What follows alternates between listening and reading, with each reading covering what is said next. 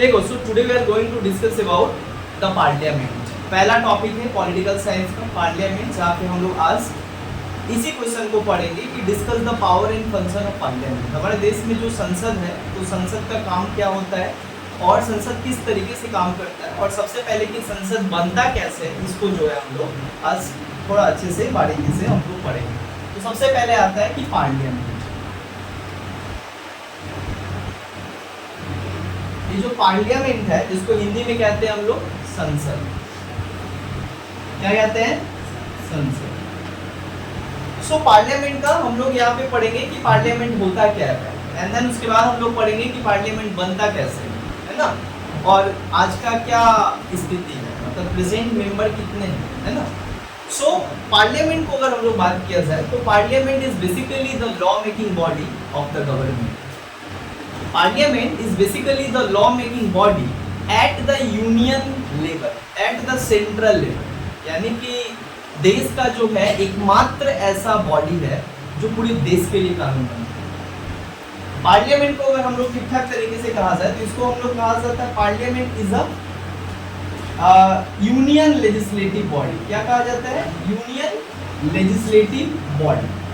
इसको बस समझना, समझने से ही याद हो जाएगा, बहुत इजी है, बहुत आसान तरीके से बता रहे हैं। पार्लियामेंट क्या है? पार्लियामेंट बेसिकली क्या है? एक यूनियन लेजिस्लेटिव बॉडी है। यूनियन लेजिस्लेटिव बॉडी यानी कि मतलब होता है कि भारत का एकमात्र कानून बनाने वाला जो है बॉडी है, जिसके द्वारा बनाया गया कानून पूरे देश के ऊपर लागू होता है, यानी कि पूरे देश को चलाया जाता है इसी के द्वारा बनाए गए कानून से। So the parliament is the most important legislative body of the government of India. Bharat सरकार का सबसे इंपॉर्टेंट बॉडी है जो सेंट्रल लेवल पे काम करता है, सेंट्रल गवर्नमेंट के अंतर्गत आता है ये सारा। दूसरा बात किया जाए तो पार्लियामेंट यूनियन लेजिस्लेटिव एक लेजिस्लेटिव बॉडी तो है ही। लेजिस्लेटिव बॉडी का मतलब क्या होता है? Law making body. Legislative body का मतलब क्या होता है? लॉ मेकिंग बॉडी, यानी कि वो संगठन, वो इंस्टीट्यूशन जो क्या करता है? देश के लिए कानून बनाता है, देश के लिए कानून को फ्रेम करता है ना।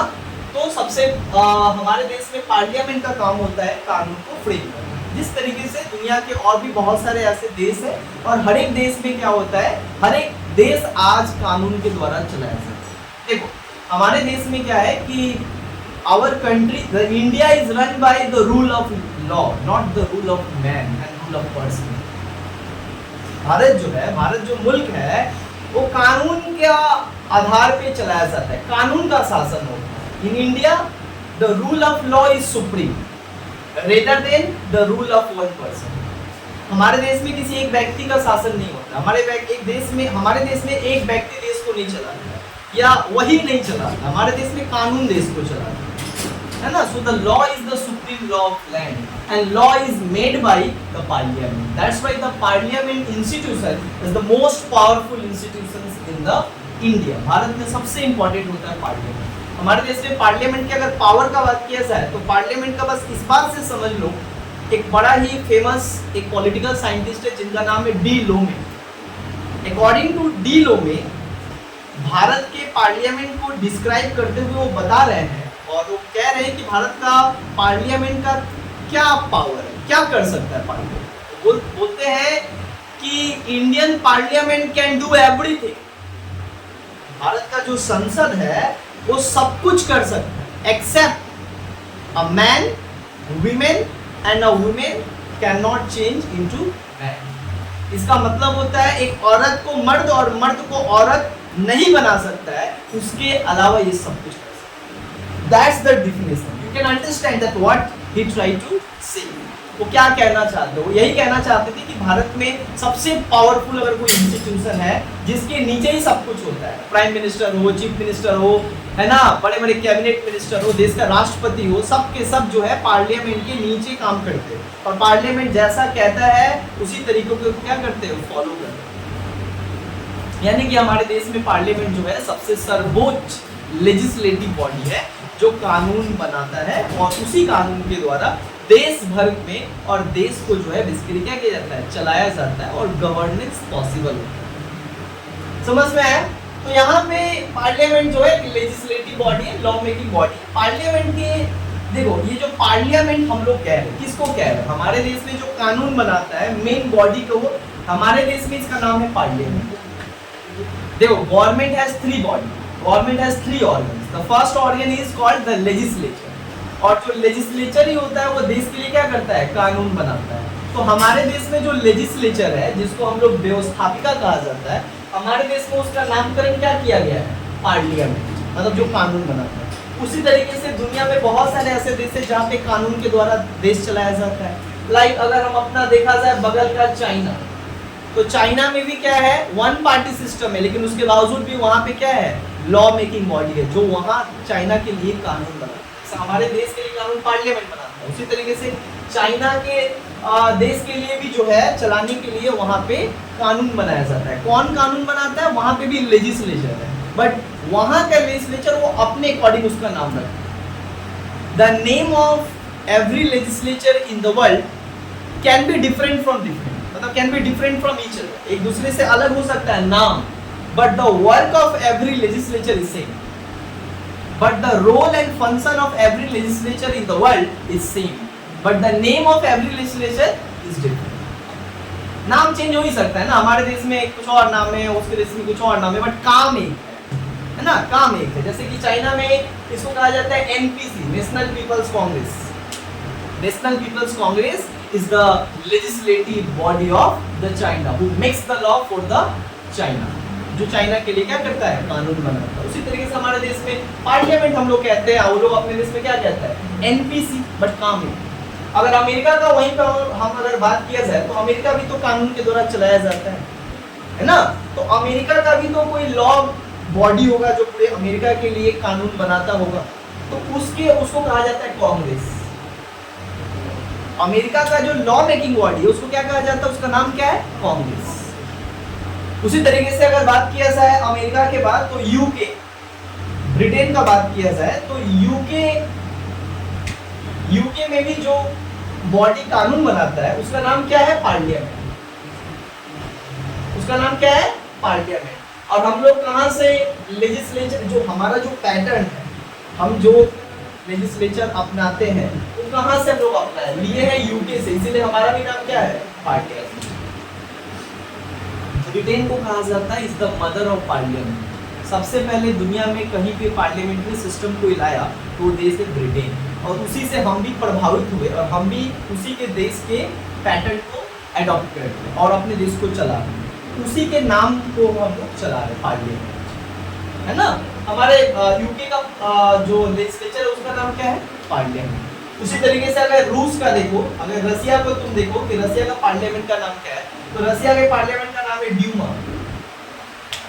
एकदम यूनिक है, क्योंकि उन लोगों का भाषा भी यूनिक है। तो सब अपने अकॉर्डिंग क्या करता है? नाम रखता है ना। बांग्लादेश का देखोगे तो बांग्लादेश का नाम है जातीय संसद। क्या नाम है? जातीय संसद, है ना। फ्रांस में अगर फ्रांस का देखोगे तो फ्रांस का भी नाम है, मतलब हर एक देश में तो ये सब है, बट नाम उनका अलग अलग है। फ्रांस में देखोगे तो नाम है नेशनल असेंबली। क्या नाम है? National assembly. और पाकिस्तान का भी नाम क्या है? National assembly. समझ में आ रहा है? तो दुनिया में हर एक देश में जो है ये तीन तरीके का बॉडी पाया जाता है, legislature, executive, judicial. But legislature का हर एक देश में काम एक होता है, लेकिन नाम अलग अलग होता है, बट काम एक होता है। हमको नाम से क्या मतलब है ना, नाम अलग अलग हो ही सकता है, लेकिन काम जो है वो सब देश में क्या है उसका एक ही जैसा। देखो आगे बढ़ते हैं। हमारे देश में पार्लियामेंट हम लोग समझे कि पार्लियामेंट बेसिकली हमारे देश में लेजिस्लेचर को कहा जाता है और लेजिस्लेटिव बॉडी को कहा जाता है, जो सबसे सुप्रीम लॉ मेकिंग बॉडी है हमारे देश में, जो कानून पूरे देश के लिए बनाता है, किसी पर्टिकुलर एरिया के लिए कानून नहीं बनाता। समझ में आया? पार्लियामेंट के बाद अगर हम लोग बात किया जाए तो पार्लियामेंट के बारे में हमारे देश में हमारे संविधान में मेंशन है आर्टिकल 79 से लेकर आर्टिकल 122 तक। अंडर आर्टिकल 79 टू 122 पार्लियामेंट के बारे में जो है बताया गया और पार्लियामेंट के बारे में मेंशन किया। साथ ही साथ अगर बात किया जाए तो इसी में जो है पार्लियामेंट के बारे में बताया गया कि पार्लियामेंट बनता कैसे है, पार्लियामेंट काम कैसे करता है, इसका मेंबर्स कहाँ से आते हैं, कितने मेंबर्स आते हैं, आने का प्रोसीजर क्या है, इलेक्शन कैसे होता है, हर कुछ जो है इसमें डिटेल तरीके से जो है बताया गया है। उसको जो है हम लोग बारीकी से समझेंगे। अब जो है ये तो समझाए हम क्या है क्या नहीं, अब थोड़ा पार्लियामेंट के बारे में हम लोग समझते हैं। हमारे देश का पार्लियामेंट का अगर बात किया जाए तो हमारे देश का पार्लियामेंट हमारे देश में सबसे सर्वोच्च है, सबसे सुप्रीम है ना। उससे बड़ा हमारे देश में कोई लॉ मेकिंग बॉडी नहीं है। जो पार्लियामेंट कानून बना दिया उसको सबको फॉलो करना पड़ेगा, चाहे रो कर फॉलो करो, चाहे किसी भी तरीके का हंस के फॉलो करो, लेकिन आपको मानना पड़ेगा। No one can deny the law of the parliament, the law of the country which is made by the parliament. Countries laws means parliament laws. Parliament जो कानून बना के पेश कर दिया, नो वन लॉ मतलब no one bill is become an act, है ना। मतलब कोई भी बिल एक्ट नहीं बन सकता जब तक कि पार्लियामेंट से पास ना हो जाए, है ना। तो हमारे देश में पार्लियामेंट जो है एक सबसे भारत का सबसे बड़ा क्या है, एक हाउस है जहां पे बेसिकली क्या होता है, लॉ मेकर्स डिबेट करते हैं और कानून बनाते हैं। और जो इसके मेंबर्स होते हैं उनको नाम दिया गया क्या, MP, members of parliament. They are the law makers, जो हमारे लिए क्या करते हैं, कानून बनाते हैं। And that's why they are most powerful person in India. No one can arrest the MP or MLA without the permission of the president or governors and without the permission of the speaker of Lok Sabha and speaker of the legislative assembly. हमारे देश में जो है कोई arrest नहीं कर सकता। आगे बात किया पार्लियामेंट में, तो हम लोग ये समझे। अब पार्लियामेंट में जो है हम लोग ये यहाँ तक समझे। अब पार्लियामेंट का थोड़ा कॉम्पोजिशन पढ़ते हैं, है ना। पार्लियामेंट बनता कैसे उसके बारे में हम लोग पढ़ते हैं, कॉम्पोजिशन। देखो भाई, पार्लियामेंट के बारे में जो है आर्टिकल 79 में कहा गया है कि the parliament shell consist of the 2 houses and president. ये जो देश का संसद देख रहे हो हमारे देश में, जो न्यू दिल्ली में है, जो अभी नया बना, जिसको लोग सेंट्रल विस्टा के नाम से जाना जाता है। पहले संसद कहा जाता था, अभी भी संसद ही है, लेकिन उसको एक नया डिजाइन से बनाया गया। ओल्ड संसद अभी म्यूजियम बना दिया गया, और जो नया अभी बनाया गया इस तरीके का देखना, इस तरीके का शेप में जो है बनाया गया है, जहाँ पे यहाँ पे एक पार्लियामेंट है, यहाँ पे दो ठो यहाँ पे बनाया गया पूरा डिजाइन से। इसको कहा गया सेंट्रल विस्टा, और पहले हम लोग का जस्ट ऐसे है। तो ये अभी भी है, इसके जस्ट साइड में जो एक न्यू पार्लियामेंट बनाया गया, न्यू बिल्डिंग बनाया गया, जहाँ पे अब कानून बनाया जाता है। और अब इसको म्यूजियम कर दिया गया कि क्योंकि ये 100 साल पुराना हो गया था, सब टूटने लगा था, कब गिर जाए धस जाए पता नहीं चलता था। इसीलिए सरकार का कहना था कि भाई इसमें बहुत दिक्कत होता था, मतलब पुअर एडवांटेज, मतलब पुअर टेक्नोलॉजी सिस्टम था, माइक टूट जाता था तो पेचकस से कसता था। अभी सब क्या है, डिजिटल, तो अच्छे से कानून बन पाता है, लोग बोल पाते हैं, है ना। जाइए, बट ये आर्टिकल जो 79 है ये कहता है कि ये जो पार्लियामेंट है हमारा, ये पार्लियामेंट का निर्माण कैसे होता है। ये पार्लियामेंट का निर्माण होता है 2 हाउस से, 2 हाउसेस। 2 हाउसेस कौन है, एक है लोकसभा और एक है राज्यसभा। मतलब पार्लियामेंट का निर्माण 2 सदन को लेकर बनता है, एक होता है लोकसभा, एक होता है राज्यसभा, और एक होता है प्रेसिडेंट। ये तीनों को मिलाओगे तब जाकर क्या बनता है, पार्लियामेंट। यानी कि संसद का निर्माण 2 सदन और राष्ट्रपति को लेकर ही क्या होता है, संसद का निर्माण होता है। देखो, एक हाउस यहाँ पे लोकसभा है, एक है राज्यसभा, और एक क्या हो गया, प्रेसिडेंट। तीनों को मिला दोगे तो हमारा पार्लियामेंट बन गया। ये आर्टिकल 79 में लिखा गया है that the parliament shell consist of the 2 houses and the president. और कहा गया है कि president is the integral part of parliament. उनको एक और बात बता दें, जो प्रेसिडेंट होते हैं वो इंटरगल पार्ट होते हैं parliament. Without president the parliament is incomplete. यानी कि अगर राष्ट्रपति के बगैर पार्लियामेंट बन ही नहीं सकता। राष्ट्रपति जो है, president is the integral part of the parliament. तो लेकिन एक और बात है, जो राष्ट्रपति होते हैं मतलब he is not a member of the 2 house but he is the internal part of the parliament.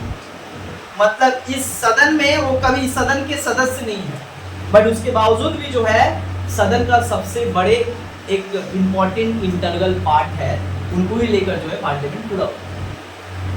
तो ये एक पूरा ढांचा हम तुमको बता रहे हैं कि पार्लियामेंट का निर्माण कैसे होता है। तो सबसे पहले कैसे होता है पार्लियामेंट का निर्माण? राष्ट्रपति, लोकसभा और राज्यसभा, यानी कि upper house and lower house and president, तीन को मिलाकर क्या बनता है? पार्लियामेंट का निर्माण। हाँ, आर्टिकल 79 में कहा गया है कि पार्लियामेंट एक होगा जो देश के लिए कानून बनाएगा, जिसका निर्माण जो है 2 सदन और एक राष्ट्रपति को लेकर होगा। अब आगे बढ़ते हैं। यहाँ तक तो समझा है कॉम्पोजिशन कि भाई ये जो पार्लियामेंट है वो बनता कैसे। अब आगे यहाँ पे समझाते हैं कि जो लोकसभा है, लोकसभा को अलग अलग नाम से जाना जाता है। देखो हमारा पार्लियामेंट क्या है? इंडियन पार्लियामेंट इज बाइकेमरल, समझाए थे नेक्स्ट क्लास में।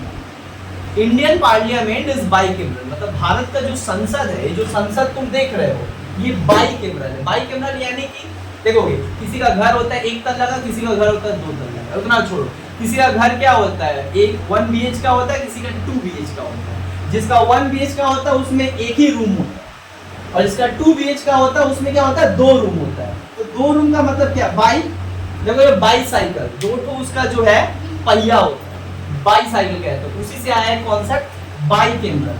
तो इंडियन पार्लियामेंट क्या है? बाइकेमरल। क्यों बाइकेमरल है? क्योंकि यहाँ पे दो सदन है, एक है लोकसभा और एक है Rajya Sabha. That's why the Indian parliament is called bicameral legislature. इसलिए क्या कहा जाता है भारत के संसद को? बाइकेमरल। यहाँ पे एक सदन नहीं है, 2 सदन है। ये सदन 2 से चलता है, और पूरा सदन, पूरा पार्लियामेंट का निर्माण 2 सदनों को लेकर होता है और राष्ट्रपति को लेकर होता है। राष्ट्रपति तो एक व्यक्ति है, लेकिन ये सदन है लोकसभा और राज्यसभा, जहाँ पे 2 हाउसेस है, जहाँ पे डिबेट होता है। समझ में आया? हे, क्लियर हुआ? एक को कहा जाता है लोकसभा, एक को कहा जाता है राज्यसभा। अब बात आता है कि लोकसभा और राज्यसभा क्या है। कई बार टीवी में हम लोग सुनते हैं लोकसभा में ऐसा हुआ, राज्यसभा में ऐसा हुआ। ये कुल मिलाकर क्या है? ये सब लोकसभा बोलो चाहे राज्यसभा, कुल मिलाकर ये पार्लियामेंट का ही पार्ट है। दोनों को लेकर ही पार्लियामेंट बनता है। अच्छा, जो लोकसभा होता है इसको कहा जाता है फर्स्ट चेंबर। क्या कहा जाता है? First chamber. फर्स्ट चेंबर का मतलब होता है पहला सदन, फर्स्ट हाउस या फर्स्ट चेंबर। और इसको क्या कहा जाता है? सेकेंड चेंबर, मतलब सेकेंड चेंबर। उसके बाद बात किया जाए तो लोकसभा के और नाम से जाना जाता है। लोकसभा को कहा जाता है, सुनो, ये जो लोकसभा देख रहे हो, एक्चुअली ये 1954 में क्या किया गया कि लोकसभा का जो इंग्लिश नाम रखा गया, पहले हिंदी नाम ही रख दिया गया कि लोकसभा राज्यसभा, लेकिन बाद में इसका इंग्लिश ट्रांसलेशन किया गया। तो लोकसभा मतलब लोक मतलब क्या होता है? पीपल, और सभा मतलब क्या होता है? सभा मतलब क्या? हाउस। तो क्या कहा गया? House of people. लोकसभा को इंग्लिश में कहा जाता है हाउस ऑफ पीपल, यानी कि लोकसभा लोगों का सभा, where the representatives of people they can come and they actually raise a voice for the people, जहां पे वे लोग आए और आकर क्या करें? लोगों के लिए आवाज उठा सके, लोगों के लिए बात कर सके, और लोगों का जो इच्छा है, जो लोग चाहते हैं, उस चीज को जो है वो सदन में लाकर रख पाए, ताकि पार्लियामेंट उसमें डिबेट हो और उनके बातों को एक्सेप्ट किया जाए, तब जाके डेमोक्रेसी हो पाए। हमारा देश क्या फॉलो करता है? इनडायरेक्ट डेमोक्रेसी, जहाँ पे हम सारे लोग मिलकर एक नेता को चुन के भेजते हैं, जिसको भेजते हैं चुना हुआ व्यक्ति लोकसभा में जाता है, यानी कि इस सदन में बैठते हैं।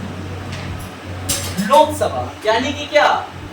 हाउस ऑफ पीपल, लोगों का सभा। दैट्स व्हाई इसको क्या कहा जाता है? लोगों का सभा। लोगों का सभा मतलब लोगों के द्वारा चुना गया व्यक्ति यहाँ पे जा रहा है, जो लोगों के लिए बात उठा रहा है, जो लोगों का ही बात उठा रहा है, जो लोगों के द्वारा चुनकर वहां पे गया है, और इसी को कहा गया लोकसभा। सो सबसे जो लोगों का सदन होता है वो होता है Lok Sabha. Lok Sabha represents the voice of India. Lok Sabha represents the 145 crore will, 145 crore आबादी का जो इच्छा होता है, जो चाहत होता है, उसको रखने का वो सभा है, जहाँ पे उनके द्वारा चुन के गए एमपी, उन कंस्टिट्यूएंसी के द्वारा चुन के गए एमपी ये बात कहते हैं। जैसे हमारे श्रीरामपुर कंस्टिट्यूएंसी, और इस श्रीरामपुर कंस्टिट्यूएंसी से जो है कल्याण बनर्जी को, जो हमारे एमपी है, जो हम लोग चुनकर उनको भेजे हैं, और वो जाकर रिसरा, श्रीरामपुर और इस पूरे कंस्टिट्यूएंसी का बात करते हैं। इस 20 लाख लोगों का बात करते हैं जो रिसरा, श्रीरामपुर, कोन नगर और हिंदमोटर और इन सारे एरिया में रहते हैं, उनका वहाँ पे बात रखते हैं कि हमारे लोगों, मतलब वो हम लोग ही तो चुन के भेजा है ना, तो हम लोग की ही बात रखते हैं वहाँ। तो हर एक एमपी अलग अलग जगह से चुन कर आया, वो अपना अपना लोगों का बात करता है। इससे क्या है, लोगों का ही तो बात चल रहा है वहां पे। दैट्स व्हाई इसका नाम क्या है, लोकसभा। समझ में आया? लोकसभा बोलने से समझ में आया कहा इसका नाम लोकसभा पड़ा, क्योंकि लोगों का सभा है, क्योंकि जनता के द्वारा चुने गए प्रतिनिधि यहाँ पे आकर बैठते हैं और यहाँ पे आके जनता का बात यहाँ पे रखते हैं। अच्छा, इसको कहा जाता है हाउस ऑफ पीपल। अच्छा, राज्यसभा का भी नाम रखा गया। राज्य मतलब क्या होता है, स्टेट, और सभा मतलब क्या होता है, council, council of state. Rajya Sabha को इंग्लिश में कहा जाता है council of state. Council of state is the English name of Rajya Sabha, है ना। राज्यसभा को काउंसिल ऑफ स्टेट भी कहा जाता है। अब राज्यसभा क्या करता है भैया, इसका नाम राज्यसभा का है। Rajya Sabha it represents the state, Lok Sabha represents the people of India, but Rajya Sabha represents the state. जहां से जो एमपी आता है जिस स्टेट से, वो उस स्टेट का बात करता है कि वेस्ट बंगाल का केंद्र सरकार ये नहीं दिया। जो वेस्ट बंगाल का जो 16 ठो राज्यसभा एमपी है जो राज्यसभा में बैठता है, वो जब उसका बारी आता है बात का, तब यही बोलता है, पहले बोलता है माँ माटी मानूस। वो हमेशा बात करता है वेस्ट बंगाल, क्योंकि वो वेस्ट बंगाल से ही चुन के गया है। उसका काम ही है वेस्ट बंगाल के लिए फंड मांगना, वेस्ट बंगाल का और डेवलपमेंट कैसे हो सके, वहां पे वेस्ट बंगाल का डेवलपमेंट मॉडल को पूरे देश में रखना, है ना। तो इसीलिए इसका नाम भी क्या है, राज्यसभा। राज्यसभा मतलब it represents the states of India, मतलब जितने भी भारत में राज्य हैं उन राज्यों को प्रतिनिधित्व करता है ये सभा, इसलिए इसका नाम क्या है, राज्यसभा। यहाँ पे जो लोग जाते हैं वो लोगों से कोई मतलब नहीं रहता है, उस राज्य से मतलब होता है, मतलब उस राज्य के भलाई के लिए वो काम करते हैं। अल्टीमेटली वो हम आगे बताएंगे प्रोसेस इनको कौन जोड़ता है, अभी जस्ट हम बता रहे क्या है क्या नहीं। अच्छा, ये समझ में है, राज्यसभा को काउंसिल ऑफ स्टेट भी कहा जाता है। ये समझ में है लोकसभा और राज्यसभा में डिफरेंस क्या है। Lok Sabha represents the people of India, है ना। यहाँ पे जो लोग जाते हैं वो किसी राज्य का बात नहीं करते हैं, वो जिस जगह से चुनकर आए उस जगह के लोगों का बात करते हैं। उनका गरीबी, रोजगारी, भुखमरी, जो समस्या हम लोग का है वो समस्या वो अपने एमपी को जाकर कहते हैं, और वो एमपी जाकर क्या करता है, डायरेक्ट दिल्ली में देश की सरकार के पास रखता है कि हमारे मतलब हमारी जगह ये प्रॉब्लम है। जैसे कल्याण मनोज का कहना था कि हमारा यहाँ पे 3 नंबर में बहुत भीड़ लगता है और इसके लिए जो है कुछ बंदोबस्त किया जाए। हमारे बहुत सारे लोग जब धरती पूजा और ये होता है तो बहुत सारे लोग मारे जाते हैं, है ना। इसके लिए जो है एक बिल पास किया गया, इनको पैसा दिया गया, बहुत पैसा दिया गया, ताकि आप जो है आप सबवे बनाए। देखो अभी काम यहाँ पे चल रहा है, तो ये हमारे मतलब ये श्रीरामपुर के लिए वो बात की, तो श्रीरामपुर से ही तो चुन के गए हैं ना, तो श्रीरामपुर के लोगों के लिए बात करेंगे। उसी तरीके से और पूरे देश में जितने भी जा रहे हो अपना अपना जगह का बात करते हैं, इस तरीके से लोगों का बात वहां पे रखा जाता है। आगे लोकसभा के और नाम से जाना जाता है, Lok Sabha is called the popular house of India. Lok Sabha को कहा जाता है पॉपुलर हाउस। क्यों पॉपुलर हाउस? बिकॉज यहाँ पे जो लोग आते हैं they all are the representatives of the people, वो सभी क्या होते हैं, लोगों के द्वारा चुनकर आते हैं। That's why this house is called the popular house, because इसी हाउस से देश का प्रधानमंत्री होता है, इसी हाउस से कैबिनेट मिनिस्टर होता है ना, यही सरकार चला। दैट्स व्हाई इसको कहा जाता है पॉपुलर हाउस। क्या कहा जाता है? Popular house. कई बार क्वेश्चन आता है कि पॉपुलर हाउस कौन सा सदन को कहा जाता है, तो लोकसभा को कहा जाता है। क्यों कहा जाता है पॉपुलर हाउस? क्योंकि लोगों का प्रतिनिधि, लोगों का रिप्रेजेंटेटिव यहाँ पे क्या करते हैं, वो इसके मेंबर है। तो उनसे ज्यादा डेमोक्रेसी में जनता से ज्यादा कौन सबसे ज्यादा स्टार होता है? जनता से बड़ा कोई स्टार नहीं होता। जनता जिसको चुन दिया वो स्टार से उसका क्या होता है, जो औहदा होता है वो बड़ा होता है। You are the representatives. आपके चाहने वाले लोग बहुत होंगे, बट जब अगर आप एमपी हो तो आप उससे कई गुना जो है औहदा में बड़े हो। हमारे देश में जो एमपी को जितना फैसिलिटी मिलता है उतना हमारे देश में किसी को नहीं मिलता। एक बार एक दिन के लिए एमपी बन गए ना तो पूरा जीवन भर पेंशन मिलेगा, सरकारी आवास अलॉट किया जाए, आप जहां लेना चाहते हो। दिल्ली में तो आपका परमानेंट रहेगा, और यहाँ पे आप जैसे कल्याण मनोज जी अपना लिया, तो ये सब कुछ क्या होता है यहाँ पे बात है। जैसे पॉपुलर हाउस, इसको पॉपुलर हाउस कहा जाता है। और राज्यसभा को क्या कहा जाता है? राज्यसभा को क्या कहा जाता है? राज्यसभा को कहा जाता है, एक और नाम से जाना जाता है राज्यसभा को, इसको कहा जाता है permanent house. Rajya Sabha is called permanent house. अब ये परमानेंट हाउस मतलब क्या होता है? अस्थाई सदन। कई बार क्वेश्चन आता है कि अस्थाई सदन कौन है, लोकसभा या Rajya Sabha? Rajya Sabha. Why Rajya Sabha is called the permanent house? Permanent किसको बोलते हैं? जो कभी क्या होता है, बंद नहीं होता, कभी डिसॉल्व नहीं होता, कभी एडजर्न नहीं होता। तो लोकसभा जो है ना, जब तक 5 साल पूरा हो जाएगा, इलेक्शन जब तक नहीं होगा तब तक दरवाजा क्लोज रहेगा लोकसभा। लेकिन राज्यसभा जो है कभी बंद नहीं करेगा, हमेशा चालू रहता है। इसमें लोग आते रहते जाते रहते, लेकिन अचानक पूरा खाली नहीं होता है। लेकिन इसमें क्या है, 545 जन आया तो बस 5 साल तक रहेगा, और 545 जन जब फिर इलेक्शन होगा तो सारे सस्पेंड। एक एक करके हम बता रहे हैं, आगे सब आ रहे हैं। पॉपुलर हाउस बता रहे हैं, और दूसरा क्या है, परमानेंट हाउस, इसको कहते हैं परमानेंट चेंबर। याद रखना, लोकसभा को क्या कहा जाता है, टेम्पररी, इसको टेम्पररी हाउस कहा जाता है, जब तक भंग किया जा सकता। अगर प्रधानमंत्री राष्ट्रपति को लिखित रूप से बोल दे कि आप सदन को क्या कीजिए, भंग कर दीजिए, तो राष्ट्रपति क्या कर सकता है, सदन को एडजर्न कर सकता है, सदन को डिसॉल्व कर सकता है ना। प्रधानमंत्री के पास इतना ज्यादा पावर होता है कि अगर वो देखते हैं कि सदन का माहौल बिगड़ रहा है ना, सदन का माहौल बिगड़ रहा है और वो चाहते हैं कि डिसॉल्व करवा दे, तो जब लिखित रूप से देश का प्रधानमंत्री राष्ट्रपति को देता है कि आप इस सदन को क्या कीजिए, बर्खास्त कर दीजिए, सस्पेंड कर दीजिए। अच्छा, लोकसभा को एक और नाम से जाना जाता है, इसको कहा जाता है लोअर हाउस। क्या कहा जाता है, लोअर हाउस। लोकसभा को क्या कहा जाता है, लोअर हाउस, और राज्यसभा को क्या कहा जाता है, अपर हाउस। क्या कहा जाता है, वो तो हम लोग देखते हैं ना, अपर सीट, लोअर सीट, ट्रेन में बात करते हैं, उसी तरीके से क्या होता है, यहाँ पे लोकसभा लोअर हाउस होता है और राज्यसभा क्या होता है, अपर हाउस होता है। राज्यसभा को अपर हाउस यानी कि एल्डर हाउस भी कहा जाता है, ये बड़ा है। मतलब ऐसे समझ सकते हो कि जो राज्यसभा है वो थोड़ा एल्डर हाउस होता है, बड़ा है। ऐसा बात नहीं है कि वो संख्या में बड़ा है, संख्या में लोकसभा ही बड़ा होता है, लेकिन इसको नाम दिया गया क्या, अपर हाउस, अपर चेंबर। अपर चेंबर होता है हाईएस्ट चेंबर, है ना।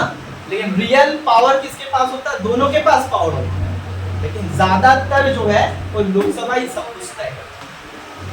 समझ आया? तो लोकसभा क्या होता है, राज्यसभा क्या होता है, इसमें जो है कंफ्यूजन हो रही है। लोकसभा और राज्यसभा क्या होता है, दोनों ही सदन है, दोनों में ही एक बिल क्या होता है, पहले लोकसभा में आता है, देन राज्यसभा में जाता है ना, और राज्यसभा से होने के बाद राष्ट्रपति। इसीलिए इन तीनों को लेकर ही क्या बनता है, पार्लियामेंट। समझ में आया? आगे बढ़ते हैं। तो ये कॉम्पोजिशन हम पढ़ाएं, अब हम समझाएंगे कि लोकसभा के जो सदस्य होते हैं वो कौन होते हैं, राज्यसभा के सदस्य कौन होते हैं, और ये कैसे आते हैं।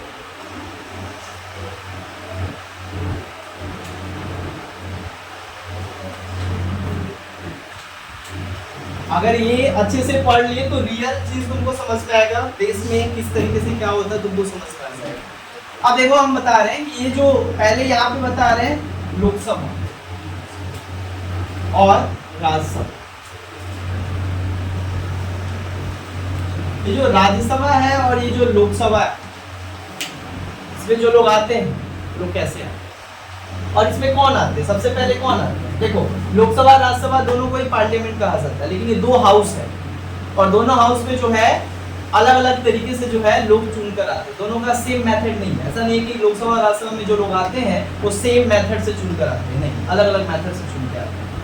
ये जो लोकसभा होता है, जो लोगों का सदन कहलाता है, ये कैसे आता है, ये तुम्हारा बेसिकली क्या होता है, यहाँ पे जो है लोकसभा और राज्यसभा में जो लोग आते हैं वो कैसे आते हैं। लोकसभा में जो लोग आते हैं टोटल, देखो दो चीज बता रहे हैं, एक होता है मिनिमम, एक होता है मैक्सिमम। मतलब the minimum members of Lok Sabha and the maximum members of Lok Sabha. Minimum सबसे पहले बताते हैं कि मिनिमम कितना होना चाहिए, दोनों चीज यहाँ पे बताया गया parliament. In the Indian constitution ये भी मेंशन किया गया है कि मिनिमम कितना होगा और मैक्सिमम कितना होगा, मतलब इससे कम नहीं हो सकता, इससे ज्यादा नहीं हो सकता है इसका सदस्य। तो मिनिमम इसका सदस्य रखा गया है 545, 545 से कम मेंबर नहीं हो सकता। That means the minimum members of Lok Sabha is 545 और मैक्सिमम क्या है, बोला गया मैक्सिमम क्या होगा, बोला गया मैक्सिमम होगा 552। कितना होगा, 552। अब ये जो 545 मिनिमम हो गया और ये 552 मैक्सिमम हो गया। और यहाँ पे जो लोग आते हैं इनको कहा जाता है एमपी। अच्छा गजब बात क्या है कि ये पूरे पार्लियामेंट के जो सदस्य हैं सबको ही कहा जाता है क्या, एमपी। लेकिन एक होता है लोकसभा का एमपी, एक होता है राज्यसभा का एमपी। दोनों ही तो मेंबर्स ऑफ पार्लियामेंट है, लेकिन एक होता है जो लोकसभा का मेंबर उसको कहा जाता है लोकसभा का एमपी, और जो राज्यसभा का एमपी होता है उसको कहा जाता है राज्यसभा का एमपी। बट एमपी तो दोनों के आगे लगता है, दोनों ही एमपी है ना, बट सदन अलग अलग। ठीक है, तो यहाँ पे 545 जो एमपी आए हैं जो कि मिनिमम है, इससे कम नहीं हो सकता है, और इससे क्या हो सकता है, ज्यादा नहीं हो सकता। यानी कि समय के साथ बढ़ाया जा सकता है, लेकिन ये डिपेंड किसके ऊपर करता है समय के साथ बढ़ाया जाएगा, ये डिपेंड करता है तुम्हारा delimitation act of parliament. Parliament समय समय पे क्या होता है, जनसंख्या बढ़ते जाती है। तो लास्ट 1971 में जो सेंसस किया गया था जिसमें बहुत ज्यादा जनसंख्या बढ़ा आजादी के बाद से, तो वहां पे ये फिक्स किया गया और अभी तक चल ही रहा है। 2026 में फिर होने वाला है, तो अभी 2025 चल रहा है, यानी कि 2026 आएगा तो देखा जाएगा। अभी तो करंट मेरा कितना है, 545 500। 2026 में फिर से 2001 या 2011 के सेंसस के अनुसार फिर सीट ऊपर नीचे किया जाएगा, घटेगा तो नहीं बढ़ेगा। तो फिर अभी मिनिमम मैक्सिमम इतना रखा गया, तो हो सकता है आगे जब आएगा तो पॉपुलेशन के आधार पे इसमें ऊपर नीचे हो जाए। बट अभी तो हम लोग वही पढ़ेंगे जो है, अभी तो एक्ट आया नहीं, 2026 में आएगा, जब आएगा तो देखेंगे। तो याद रखना मिनिमम कितना होता है 545, मैक्सिमम कितना होता है 552। लेकिन ये जो मिनिमम मैक्सिमम जो होते हैं, सबसे पहले हम समझाते तुम लोग को मिनिमम 545 आते कहां से, और हम क्या बोले 545 जो ये लोकसभा का, राज्यसभा हम नहीं बोलते, केवल लोकसभा में कितना लोग हैं सोचो, 545 और 552 लोग एक साथ बैठे, और वही निर्धारित करता है देश का कानून, वही निर्धारित करते हैं देश का भविष्य। और ये लोग अगर कानून ना बनाए तो बाकी का एग्जीक्यूटिव और जुडिशरी बेकार है। सुप्रीम कोर्ट का जज भी जो है इसी कानून को फॉलो करके क्या करता है, सजा देता है। इधर देखो, इसी कानून को फॉलो करके क्या करता है, सजा देता है। या जो एग्जीक्यूटिव है, जो देश चलाता है, प्रशासन है, वो इसी कानून को फॉलो करता है। यानी that's why they are called the law makers. और दैट्स व्हाई वो समटाइम क्या होते हैं, वो मिसबिहेव कर देते हैं पुलिस से। ये क्या, अरे पुलिस हम तो कानून बना रहे, तुम उसको फॉलो करवाने वाले, सो कानून बनाने वाला ऊपर हो। बट हमारे देश में रूल ऑफ लॉ, कानून सबके लिए, क्या बनाने वाले वो तो क्या होगा, you have to follow, you have to obey the rules and regulation, चाहे आप खुद ही क्यों ना बनाए। दैट्स व्हाई हमारे देश में कानून सबके लिए सेम है, लेकिन कानून एक्चुअल में यही नहीं बना। तो ये जो 545 लोग को जो देख रहे हो, ये आते कहाँ से 545 लोग? ये जो 545 लोग, सबसे पहले मिनिमम समझाते 545 आते कैसे। देखो 545 जो है हमारे देश में टोटल कितना स्टेट है, 28। तो ये जो 28 स्टेट है, इस 28 स्टेट से कितना आते हैं, ये फिक्स है। ये कितना है, ये फिक्स है कि हमारे 530 जो है, मतलब यहाँ पे 530 ये स्टेट से आते हैं, ये फिक्स है। 530 2800 राज्य से है।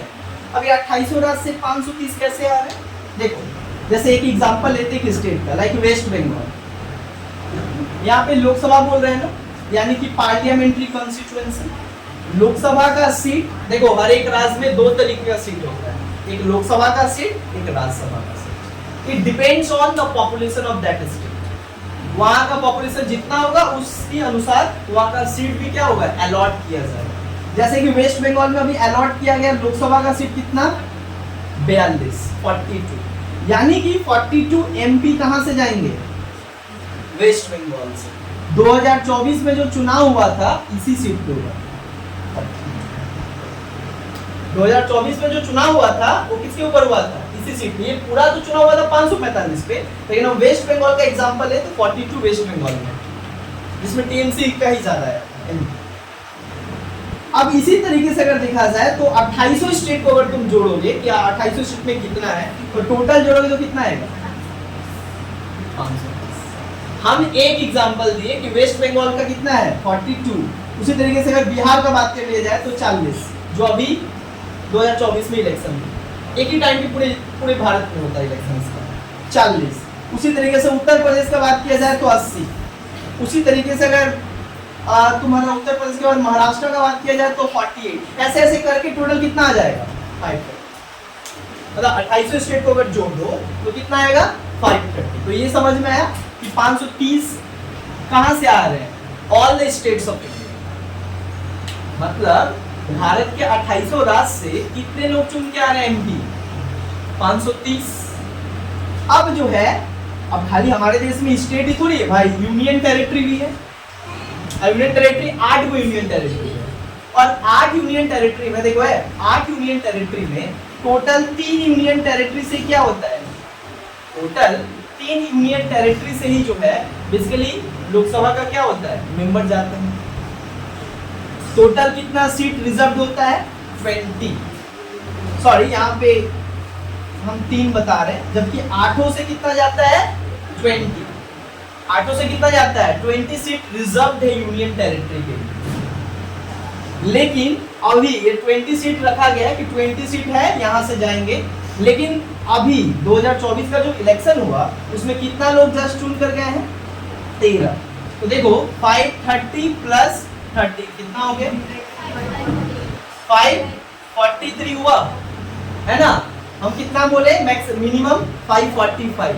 अच्छा, 2 मेंबर जो होते हैं वो एंग्लो इंडियन मेंबर होते हैं। कौन होते हैं, एंग्लो इंडियन मेंबर होते हैं। Anglo Indian member are appoint nominated by the president in the Lok Sabha. 543 they all are elected, 543 are elected MP from the country, मतलब पूरे देश से ये लोग चुनकर आते हैं। लेकिन जो 2 होते हैं ये इनको कहा जाता है Anglo Indian member. Anglo Indian member कौन होता है, एंग्लो इंडियन मेंबर वो होते हैं जिनका, देखो हमारे देश में बहुत सारे अलग अलग धर्म के लोग भी रहते हैं, अलग अलग क्रिश्चियन माइनॉरिटी भी लोग रहते हैं, उनका कोई रिप्रेजेंटेशन नहीं होता। रिप्रेजेंटेशन मतलब वो अपने एमपी को चुन के नहीं भेज पाते, इतना कम संख्या में है ना। बोला गया है एक एमपी लगभग 20 लाख, लगभग अगर जोड़ दिया जाए तो 10 लाख के ऊपर एक एमपी, मतलब 10 लाख लोगों को रिप्रेजेंट करेगा कौन, एक एमपी। लेकिन बहुत सारा ऐसे एरिया है और वहां पे रहने वाला कम्युनिटी है जो मतलब 1000 में है, बट वो भी कम्युनिटी है, वो भी भारत में रहता है, कहीं और से आया है, रह गया है, उनका भी तो बात वहां पे रखना कोई चाहिए। तो उस समय राष्ट्रपति क्या करते हैं, अपने से 2 व्यक्ति को वो चुन के यहाँ पे डाल देते हैं। टोटल कितना हुआ, but 2 Anglo Indian member are appointed by president. ये इलेक्टेड नहीं होते हैं, मतलब बोले तुम 2 जन जाकर वहां पे बैठो, ऐसे होता है। Nominated, not elected, nominated. इनका नियुक्ति की जाती है, ये चुनाव के जरिए नहीं आते जैसे कि ये लोग आते हैं 540। अब समझ में लोकसभा का मिनिमम कैसे आता है, 545 मेंबर कैसे आ रहा है। 530 28 स्टेट से, 20 यूनियन टेरिटरी से, लेकिन आया कितना है 13, बट सीट कितना है 20, और 2 मेंबर कौन होता है, एंग्लो इंडियन मेंबर। अब बता रहे 2020 में ही एंग्लो इंडियन मेंबर खत्म हो गए, मतलब अब कोई रिप्रेजेंटेशन राष्ट्रपति किसी 2 व्यक्ति को नहीं नॉमिनेट करते हैं। तो एट प्रेजेंट अगर कोई तुमसे पूछे कि कितना इलेक्टेड मेंबर है, इलेक्टेड तो कितना है पार्लियामेंट में 540, दे आर द इलेक्टेड। और ये 2 लोग हटा दिया गया, इस बार राष्ट्रपति किसी को चुन के मतलब वहां पे 2 लोग अपॉइंट किया। समझ में आया। So at current how many members in Lok Sabha, 543 all are elected, but minimum कितना होता है 545 इंक्लूडिंग 2 एंग्लो इंडियन मेंबर्स। अब बात करते हैं कि ये मैक्सिमम कैसे आता है। हम तो ये बताए कि मिनिमम 545 कैसे आता है, अब मैक्सिमम कैसे आता है, सेम मैक्सिमम भी क्या है यहाँ पे सेम है। कैसे, स्टेट तो एकदम फिक्स है, कितना 530, देखो है। अब हम ये समझा रहे मैक्सिमम 552 क्यों रखा गया, क्योंकि कहना है स्टेट का कि 530 लोग तो फिक्स है, स्टेट से आ रहे हैं, और यूटी से कितना आ रहे हैं 20। अगर 20 में 20 आए और कितना मेंबर को, एंग्लो इंडियन मेंबर को चुन के नॉमिनेट किया जाएगा 2, टोटल कितना हो गया, समझ में आया। तो 545 कैसे आया, मिनिमम और मैक्सिमम। 530 स्टेट से आएगा, 2800 स्टेट से। यूनियन टेरिटरी से टोटल 20 आएगा, और एंग्लो इंडियन मेंबर अगर 2 नॉमिनेट होगा तो टोटल हो गया कितना 552, बट 552 से ज्यादा नहीं। समझ आया? समझ में आया? तो जो अच्छा, ये जो लोकसभा के जो इतने भी एमपी होते हैं इनका प्रिविलेजेस बहुत होता है, यानी कि समझो वो लोकसभा में खड़े होकर, एक मिनट, वो लोकसभा में खड़े होकर किसी भी व्यक्ति को घसीट सकते, किसी भी व्यक्ति को कोई भी मैटर उठा के बात कर सकते, और फ्रीली सब कुछ बोल सकते हैं, उनके ऊपर कोई कॉन्टेम्प्ट ऑफ कोर्ट, कोई भी एक्शन नहीं लिया जाता। उनके पास ये फ्रीडम है, they have freedom to say anything, anything in the house regarding their subject. समझ में आ रहा है? बोलो क्या बोल रहे थे? बोल रहे थे कि ये 2020 में खत्म हो गया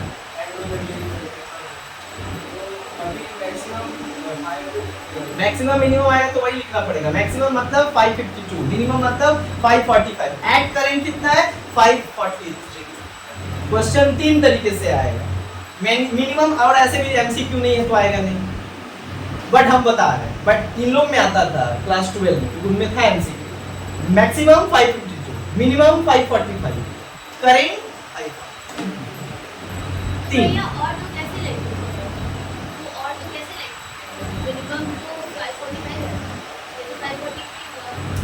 एट करेंट 543 है, क्योंकि 2 लोग को इस बार अपॉइंट नहीं किया गया 2024 की इलेक्शन में, ये खत्म हो गया 2020, बट इसके पहले हम लोग लिखते थे 545 ही मैक्सिमम मिनिमम है। क्यों? क्योंकि 2019 में लास्ट इलेक्शन हुआ था पार्लियामेंट में, जिसमें राष्ट्रपति 2 अपॉइंट कर दिए थे। खत्म तो 2020 में हो रहा है, लेकिन 2019 में इलेक्शन हो गया, तो वहाँ पे तो 2 अपॉइंट कर दिए ना एंग्लो इंडियन मेंबर को, तो वहाँ पे तो कहलाया जाएगा कि 545 मेंबर है। लेकिन फिर 2024 में इलेक्शन हुआ, जो 2020 में एक्सपायर हो गया, तब ना हम इसमें इस बार अपॉइंट नहीं किया गया 2 लोग को, तो इसको क्या कहा जाएगा? मतलब 543 कोई तो है नहीं, 2 लोगों को तो अपॉइंट ही नहीं किया राष्ट्रपति। क्यों? क्योंकि 2020 में खत्म हुआ। कर सकते नहीं कर सकते, ये कानून बना दिया है कि 2020 तक वहां पे 2 लोग रहेंगे, लेकिन 2020 के बाद सरकार बढ़ाना चाहे तो बढ़ाएगा, लेकिन सरकार उसके बाद रिन्यूअल नहीं किया। नहीं बोलते एक चीज खत्म हो रहा है तो फिर उसके बाद रिपीट कर दे, बट सरकार उसको फिर कानूनी नहीं बनाएगा, खत्म है। समझ में आया? तो ये था लोकसभा और राज्यसभा का कॉम्पोजिशन। आगे हम लोग बढ़ते हैं, अब राज्यसभा का समझा दे। लोकसभा तो समझ में आया, अच्छा लोकसभा समझ में आया ना, कहाँ से लोग कैसे चुनकर जा रहे हैं। अब राज्यसभा, राज्यसभा क्या है? ये थोड़ा अलग, यहाँ पे भी क्या है? वही है, एक है मिनिमम और एक है मैक्सिमम। देखो मिनिमम कितने सदस्य हो सकते हैं राज्यसभा का? उससे कम नहीं हो सकता। सो मिनिमम 245 से कम नहीं हो सकता है राज्यसभा का सदस्य। The minimum member of Lok Sabha Rajya Sabha shall not be मतलब shall not be less than 245, और मैक्सिमम 250। मैक्सिमम कितना? 250। और ये मतलब मिनिमम और मैक्सिमम, और एट प्रेजेंट कितना है? 245। देखो हम तीनों यहाँ पे आंसर दे, मैक्सिमम 250, मिनिमम 245, एट करेंट 240। मतलब वहां कोई झमेला नहीं है, 2 वाला हट गया, ये समझ। अब देखो ये आते कैसे, ये लोग कैसे आते हैं? 245, 250 कैसे आते हैं? देखो ये बात नहीं करो, इधर देखो। हाँ करेंट 245। अच्छा सबसे पहले मिनिमम समझा दे रहे, ये कैसे आ रहा है मिनिमम। देखो है मिनिमम कैसे है, राज्यसभा के लिए जो है हर एक राज्य से जो है रिप्रेजेंटेशन आता है। यहाँ पे सबसे पहले मिनिमम में यहाँ पे है कि 245 जो है 28 स्टेट से कितने लोग आते हैं? ये फिक्स है, ये आते हैं कितना? 229। कितना आते हैं? 22। मतलब 28 स्टेट से कितने लोग आए? 229। अब तुम बोलोगे 28 स्टेट जैसे 229 मतलब पूरे भारत के सभी राज्यों से कितना लोग राज्यसभा के लिए चुनकर आते हैं? तो ये फिक्स है, 229 से कम नहीं हो सकता। तो जैसे कि एग्जांपल, जैसे वेस्ट बंगाल का अगर ले लें एग्जांपल, तो वेस्ट बंगाल में राज्यसभा का अलग सीट रखा गया अकॉर्डिंग टू पॉपुलेशन। तो राज्यसभा का टोटल वेस्ट बंगाल में कितना सीट है? राज्यसभा का, वो लोकसभा का समझा ये राज्यसभा का कितना है 16। उसी तरीके से अगर बात किया जाए उत्तर प्रदेश का कितना है 31, त्रिपुरा का 1, ऐसे ऐसे करके अगर तुम जोड़ोगी तो टोटल कितना आएगा 229। इसके बाद ये तो स्टेट का हो गया, उसके बाद क्या है यूनियन टेरिटरी, इसका भी कोई रिप्रेजेंटेशन होना चाहिए। टोटल 8 यूनियन टेरिटरी है, टोटल 8 यूनियन टेरिटरी है, लेकिन टोटल अभी 3 यूनियन टेरिटरी से कितना लोग जा रहा है, अभी कितना लोग जा रहा है, कितना लोग जा रहा है 4। टोटल कितना लोग जा रहा है union territory, total 3 union territory. और कौन कौन सा 3 यूनियन टेरिटरी जहां से राज्यसभा का मेंबर जाता है, एक है दिल्ली, एक है पुडुचेरी और एक है तुम्हारा जम्मू एंड कश्मीर। ये तीनों का तीनों यूनियन टेरिटरी है, यूटी है ना। और बाकी भी है 5 यूनियन टेरिटरी, लेकिन उन लोग से क्यों नहीं जाता है, उतना जनसंख्या ही नहीं हुआ कि एक व्यक्ति भी छूटकर चला, बहुत कम जनसंख्या है। ध्यान दो, तो ये 4 हुआ, कितना हो गया टोटल 233। और 12 लोग जो है ये नॉमिनेटेड होते हैं by the president and they all are, सुनो है, they all are the qualified. ये जो 12 लोग, और यहाँ पे 12 लोग कौन होते हैं, एक्सपर्ट होते हैं, expert in science, expert in art, expert in social service, मतलब अलग अलग सब्जेक्ट के माहिर इंसान होते हैं। वे लोग को राष्ट्रपति अपॉइंट करते हैं। राज्यसभा में 12 लोग को ये लोग अपॉइंटेड होते हैं, जैसे कि वहां पे 2 लोग होते थे, बट वो एंग्लो इंडियन मेंबर है, वो अलग, वो तो खत्म हो गया, बट ये 12 अभी भी चलता है। तो टोटल जोड़ोगे कितना आएगा 245 आ गया, 230, 229, 4, 233 एंड 12, 245। मतलब 12 लोग जो है they are expert in their field, like Sachin Tendulkar, he is appointed by the president in the Rajya Sabha। किस लिए अपॉइंट किया गया सचिन तेंदुलकर को, उनको तो पॉलिटिक्स नहीं आता, ये पॉलिटिक्स के लिए नहीं होता, ये सब्जेक्ट के लिए होता है कि मान लो एक सब्जेक्ट अगर कोई कानून आ रहा है तो उसके ऊपर जो है लोग अच्छा एडवाइस दे सके। तो सचिन तेंदुलकर को इसलिए रखा गया है ताकि जो है वो क्या कर सके, क्रिकेट से रिलेटेड अगर कोई बात आता है तो अच्छे तरीके से वहां पे क्या करे, वो अपना, क्योंकि वो एक्सपर्ट है उस चीज में। दूसरा एक और व्यक्ति को, जया बच्चन, जया बच्चन फिल्म इंडस्ट्री से, अमिताभ बच्चन की तो एक तो वो वाइफ है, दूसरा क्या है फिल्म बॉलीवुड को नस नस से पहचानती है, तो उसलिए उनको रखा गया ताकि इस मैटर से जुड़ा हुआ, विमेन से जुड़ा हुआ कोई बात है तो ये अपना बात अच्छे तरीके से, समझ में आ रहा है। तो ऐसे ऐसे लोगों को क्या किया जाता है राज्यसभा का, जैसे Kapil Sibal, the renowned advocate of supreme court, supreme court का एक एडवोकेट जो सुप्रीम कोर्ट में अपना ये करते हैं, लेकिन मेंबर किसका है, राज्यसभा का, कांग्रेस पार्टी की तरफ से गए हैं। क्यों क्यों उनको रखा गया है, उनको इसलिए रखा गया है ताकि लॉ एंड ऑर्डर का अगर जब बात आए, देश में कानून बने उसके ऊपर, तो ये अपना अच्छा, इनको एक्सपीरियंस उस फील्ड का, तो उस एक्सपीरियंस से जो है अच्छा लॉ बन रहा है। तो जितने भी एक्सपर्ट लोग होते हैं 12 लोग, इनको राष्ट्रपति अपॉइंट कर देता है, समझ में आ रहा है। और इसी से क्या हो गया 245, समझ में आया 245 कैसे है। आगे अगर बात किया जाए तो मैक्सिमम, ये मैक्सिमम कैसे आता है, मैक्सिमम बड़ा इजी है, यहाँ पे मैक्सिमम कैसे आता है, मैक्सिमम स्टेट से फिक्स है, स्टेट से फिक्स है कितना 229, स्टेट तो फिक्स है। यूटी, यूटी जो कहता है 9, यूटी क्या कहता है 9, तो 9 जो है 9 लोग यूटी से आते हैं, लेकिन आए अभी कितना 4, लेकिन है तो 9 यूटी मैक्सिमम के लिए। उसके बाद क्या बोल रहे हैं 12 लोग, कितना हो गया 12 लोग तो कौन है, जो एक्सपर्ट है, जिनको राष्ट्रपति अपॉइंट करते हैं। टोटल जोड़ोगे कितना आ जाएगा, तो मिनिमम भी हो गया, मैक्सिमम भी हो गया, और एट करेंट भी कितना है 245। ये है राज्यसभा। तो लोकसभा और राज्यसभा ये होता है। लोकसभा राज्यसभा में आने वाले जो लोग होते हैं वो कैसे आते हैं, मिनिमम मैक्सिमम कितना होता है, कितना सीट होता है, ठीक है। देखो यहाँ पे देखो लास्ट बता रहे हैं एंड देन उसके बाद नेक्स्ट क्लास में इसको समझाएंगे। लोकसभा का टेन्यूअर, टेन्यूअर का मतलब क्या होता है, कार्यकाल। जो लोकसभा का एमपी होते हैं वो कितने साल तक अपने पद पे रहते हैं, मतलब अपने सीट पे कितना साल तक रहते हैं। तो जनरली लोकसभा का जो एमपी होते हैं वो कितना साल होते हैं पद पे अपना, 5 साल, लेकिन जरूरी ना 5 साल, जनरली 5 साल कोई एमपी एक बार इलेक्ट हो जाता है तो 5 साल वो अपने पद पे रहता है। लेकिन जब सरकार गिर जाए वहीं पे खत्म। फिर से सुनाओ, 5 ईयर क्या है, 5 ईयर, मतलब जब तक लोकसभा चलता रहा है तब तक एमपी भी चलते रहे, उनकी सदस्यता रहे।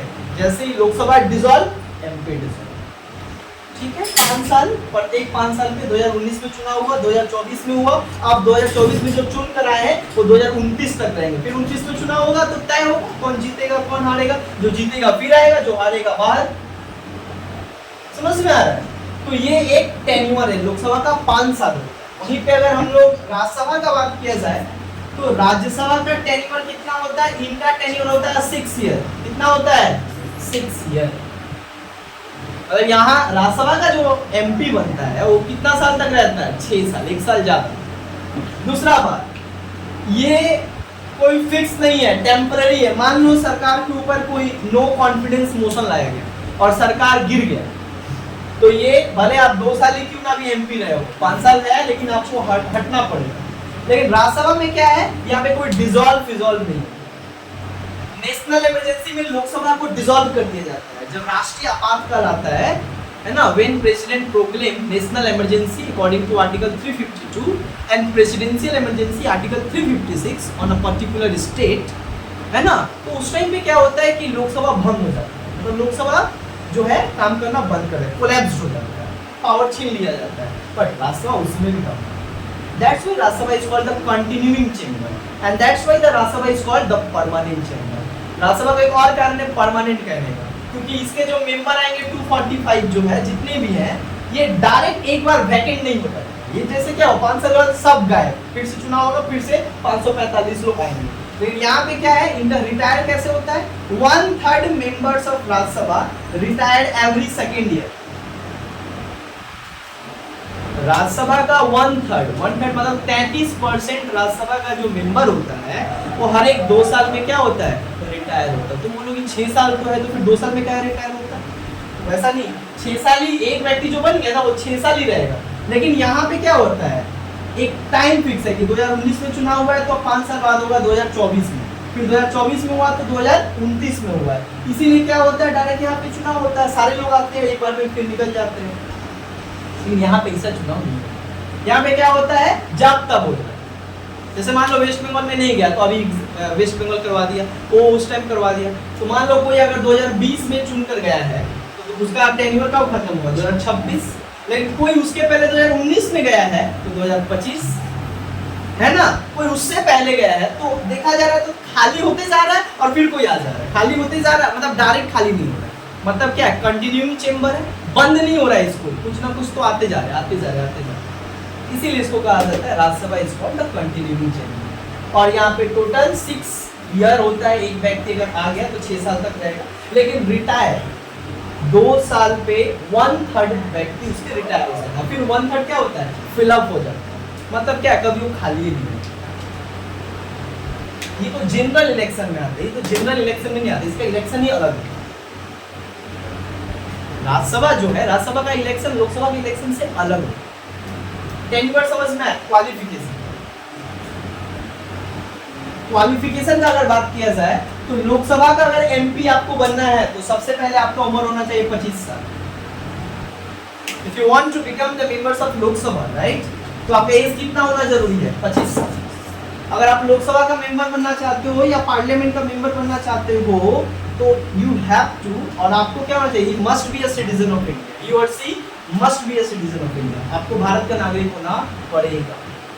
तीसरा क्वालिफिकेशन है कि अगर आप एमपी बनना चाहते हो लोकसभा का, तो अगर लोकसभा का एमपी बनना चाहते हो तो ही शुड नॉट बी, मतलब hold any profitable post under the central government और स्टेट गवर्नमेंट। केंद्र सरकार और राज्य सरकार के मतलब अंदर आप कोई भी सरकारी पद पे नहीं बैठे होंगे। आप अगर आपको एमपी बनना है तो आप सोचेंगे हम एमपी भी रहे और कलेक्टर भी रहे, नहीं, कोई आपको छोड़ना पड़ेगा वो पोस्ट अगर आपको दिया है। समझ रहे हैं? कोई प्रॉफिटेबल पोस्ट पे नहीं हो सकता, एमपी बनने के बाद भी प्रॉफिटेबल पोस्ट पे नहीं हो सकता। कोई समाज सेवा करना है और समाज सेवा को उसके लिए आपको पैसा दिया जाए, आपको अदर्स करने की जरूरत नहीं है। वरना आप इधर ध्यान कम जाएगा, उधर ध्यान ज्यादा जाएगा। लोग का कब सेवा करोगे? पीपल्स का विल कब रिप्रेजेंट करोगे, है ना? बट राज्यसभा में कहा गया, राज्यसभा का क्या है? राज्यसभा का क्वालिफिकेशन है कि इसका भी होना चाहिए भारत का नागरिक, भारत का नागरिक होना चाहिए। दूसरा, राज्यसभा का मेंबर बनने के लिए 30 साल, एज कितना होना चाहिए? 30 ईयर, एक्सपीरियंस होना चाहिए, है ना? 30 साल उम्र होना चाहिए। राज्यसभा का मेंबर बनने का भी वही क्राइटेरिया है, आपके ऊपर कोई क्रिमिनल ऑफेंस नहीं होना चाहिए, आप पागल नहीं होना चाहिए, दिवालिया नहीं होना चाहिए, कम सुनने वाला नहीं होना चाहिए। This all are the qualification. ये दोनों में एप्लीकेबल है, लोकसभा और राज्यसभा दोनों, पर दोनों में सबसे मैटर वाला चीज एज है। अगर आपका 25 साल उम्र हो गया तो लोकसभा के लिए एप्लीकेबल, अगर 30 साल हो गया तो राज्यसभा के लिए। अपने मन से थोड़ी जा सकते, उसका भी बता रही, तो क्वालिफिकेशन बता है, क्वालिफिकेशन क्या होना चाहिए तुम्हारे अंदर। बट इलेक्शन कैसे होता है? इलेक्शन के ऊपर ही तो टिका हुआ है सब। देखो इलेक्शन, लोकसभा का अगर एमपी बनना चाहते हो तो आपको क्या होगा?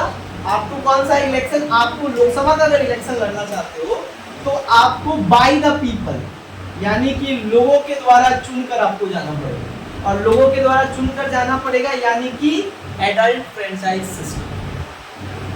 ये सिस्टम क्या है? 18 प्लस, जो 18 साल के ऊपर है वो वोट देकर आपको, अगर आपके पास ज्यादा मेजोरिटी में वोट आता है तो आपको ये हर एक 5 साल पे होता है इलेक्शन, जो हम बता ही दिए। 2019 हुआ, 2024 हुआ, फिर अब 2029। तो यहाँ पे बाय द पीपल, मतलब the members of Lok Sabha are elected by the people through the adult franchise system. But Rajya Sabha में ऐसा नहीं। बट राज्यसभा में जो है, राज्यसभा में जो है आप इस मेथड से नहीं करते हो। राज्यसभा में इलेक्शन कैसे होता है? Single transferable vote. राज्यसभा में इलेक्शन कैसे होता है? Single transferable vote. राज्यसभा में इलेक्शन होता है सिंगल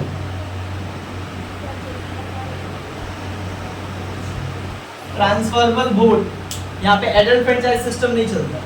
सिंगल ट्रांसफरेबल वोट यानी कि जिस स्टेट से आप जा रहे हो वहां का स्टेट लेजिस्लेटिव असेंबली, जो वहां का लॉ मेकिंग बॉडी है, और वहां का जो लीडर होगा, ऑपोजिशन लीडर और रूलिंग लीडर। जैसे रूलिंग लीडर हमारे अगर देखा जाए तो यहाँ पे ममता बनर्जी, और ऑपोजिशन देखा जाए तो शुभेंदु अधिकारी, है ना? ये लोग तय करते हैं कौन जाएगा रास्ता। यानी कि ये पूरा पूरा हाथ पे किसका होता है? Chief minister. ममता बनर्जी जिसको बोल दी कि जिसका नाम दे दी कि इसका नाम है ये जाएगा, वही जाएगा। इस तरीके से इलेक्शन था, जहाँ पे सारा एमएलए आके वोट दे देंगे कि कौन जाएगा। तो ममता बनर्जी अगर बोल दी बताओ वही फिक्स हो। तो ये स्टेट लेजिस्लेटिव असेंबली इलेक्ट्स कि कौन राज्यसभा में जाएगा और कौन, who represents the West Bengal right from the Rajya Sabha. It will be decided by and it will be determined by the state legislative assembly through majority. Understand? समझ में आया? Election, tenure, qualification, salary. MP को जो सैलरी मिलता है, लोकसभा के MP को, ध्यान दो, इनको सैलरी जो मिलता है MPs को सैलरी जो है लगभग इनका अगर सैलरी का बात किया जाए तो 1,70,000 अप्रॉक्स इनको सैलरी मिलती है। 1,70,000 अप्रॉक्स इनको सैलरी मिलती है ईच। एक एमपी को 1,70,000 रुपया पैसा दिया जाता है। ये तो जस्ट सैलरी दिया जाता है। और फैसिलिटी क्या दी जाता है? जो एमपी है, पार्लियामेंट, लोकसभा हो चाहे राज्यसभा हो, सभी को अलॉट किया जाता है। क्या अलॉट किया जाता है? द रेसिडेंस, शीश महल जैसा तो ना होता है, लेकिन शीश महल से कम नहीं। दिल्ली में आपको हर एक एमपी का घर हो, तो यहाँ से जो लोग जाते हैं वहाँ पे रहते हैं, जब तक वो भाषण चलता है तब तक उनका घर होता है। अपना वहाँ पे रेसिडेंस दिया जाता है सरकार के द्वारा। सबको क्या दिया जाता है? एक तो सबसे पहले रेसिडेंस, रहने के लिए घर दिया जाता है। दूसरा कार,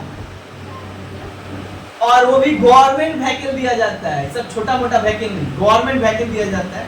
साथ ही साथ कार आपको दिया गया, telephone facility 24/7 hours, medical facility, अगर आप इलाज करते हो एम्स में तो आपका 1 रुपया नहीं, विदेश में इलाज करवाना चाहते हो 50% गवर्नमेंट आपके इलाज की क्या करेगा। अगर ये लोग पार्लियामेंट में जाते हैं, ये जो पार्लियामेंट है अभी हम यहाँ पे दिखा है, ये जो पार्लियामेंट है जहाँ पे लोग बैठते हैं, मीटिंग खत्म होने के बाद जो है जब ये लोग कैंटीन में जाते हैं, तो हमारा स्कूल का कैंटीन कॉलेज के कैंटीन जैसा थोड़ी होता है, इन लोगों का कैंटीन जो है 5 स्टार 7 स्टार से ऊपर हो, और यहाँ पे 4 रुपया में लोग चाय, और जो चाय मार्केट में 2000 से 3000 फैसिलिटी है ना, ये सब कुछ जो है इनको फैसिलिटी दिया जाता है। एमपी फैसिलिटी तो बात की बात, फर्मा का अगर बात करोगे तो इनका भी जो फर्मा है वो आईएएस और एसपी से कई गुना ऊपर हो, आईएएस और एसपी से कई गुना ऊपर हो। जब ये गाड़ी से आते हैं और अपना ही कंस्टिट्यूएंसी में घूमते हैं, तो उसके बाद तुम देखो कल्याण बनर्जी आएंगे तो उनका एंट्री देखना, तो एंट्री देखना, उसके बाद पुलिस का देखना ऊपर जमावट। इसको कहा जाता है the power of people representative ना, you are the representative of the people. और इन लोगों को सैलरी दिया जाता है, दोनों सदन को दिया जाता है, लोकसभा का मेंबर जो हो चाहे राज्यसभा का, दोनों को घर, कार, मेडिकल, टेलीफोन फैसिलिटी हर कुछ दिया जाता है ना। इनके गाड़ी के आगे लिखा रहता है मेंबर्स ऑफ पार्लियामेंट। सबसे बड़ा पावर ये है कि इनको इस पूरे मुल्क में जो है कोई अरेस्ट नहीं कर सकता। सबसे बड़ा पावर प्रिविलेजेस दिया गया कि एक एमपी को, चाहे लोकसभा को चाहे राज्यसभा को, अगर वो एमपी है तो उसको आप अरेस्ट नहीं कर सकते हो। कब अरेस्ट नहीं कर सकते हो? जब तक कि कोई क्रिमिनल ऑफेंस नहीं किया है, और क्रिमिनल ऑफेंस किया है भी है ना, किया भी है तो आपको, अगर वो लोकसभा का एमपी है तो जाकर स्पीकर यानी कि ओम बिरला से आपको लिखना पड़ेगा कि हम आपके इस एमपी को अरेस्ट करने जा रहे हैं। अगर वो साइन करेंगे तभी वो अरेस्ट होंगे, वरना पुलिस को अलाउ नहीं है। ये पावर होता है एमपी के। और सदन में तो बहुत फ्रीडम, सदन में बहुत फ्रीडम। देखो वीडियो आता है तो क्या क्या ये लोग बोल देते हैं, किसी को नहीं छोड़ता है ना। तो ये बेसिकली क्या है, एक पूरा पार्लियामेंट का सीन है कि क्या है। नेक्स्ट क्लास हम लोग पढ़ेंगे power and function of parliament. ये तो समझा है कौन है, कैसे बनता है, इसका पावर पढ़ाएंगे नेक्स्ट क्लास, इसके काम कैसे करते हैं, क्या क्या इसका फर्क है।